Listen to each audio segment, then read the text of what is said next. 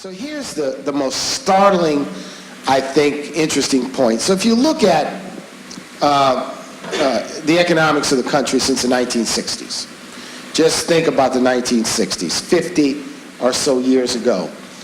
In 1963, the year of the March on Washington, sort of this pivotal moment in American history and sort of a pivotal moment before the Civil Rights Act, before the Voting Rights Act, before Johnson's war on poverty, the poverty rate for African Americans in the United States was 50%.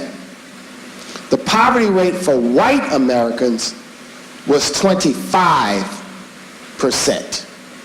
By the time you got to the late 1970s, going into the 80s, before the Reagan years, that poverty rate amongst African Americans had almost been cut in half. The poverty rate for white Americans had been substantially reduced. So people step away and say, well, what happened? You did have a growing economy. It was the baby boom generation.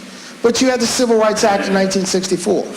You had the Voting Rights Act in 1965. You had Lyndon Johnson's war on poverty, which brought Job Corps, which brought strength and financial support for education, which brought a whole new infrastructure. And the benefits were significant.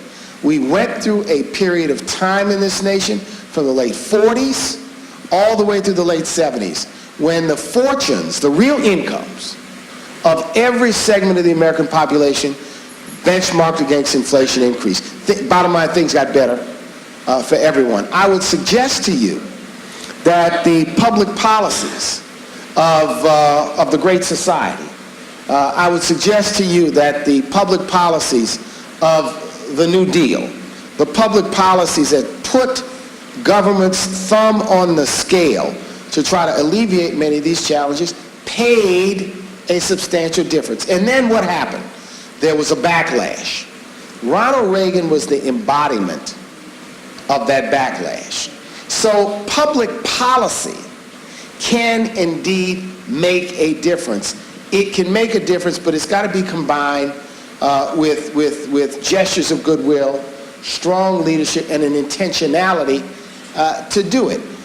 Where we are, and I'm struck in America today at how the recovery that has occurred in this country has been so uneven.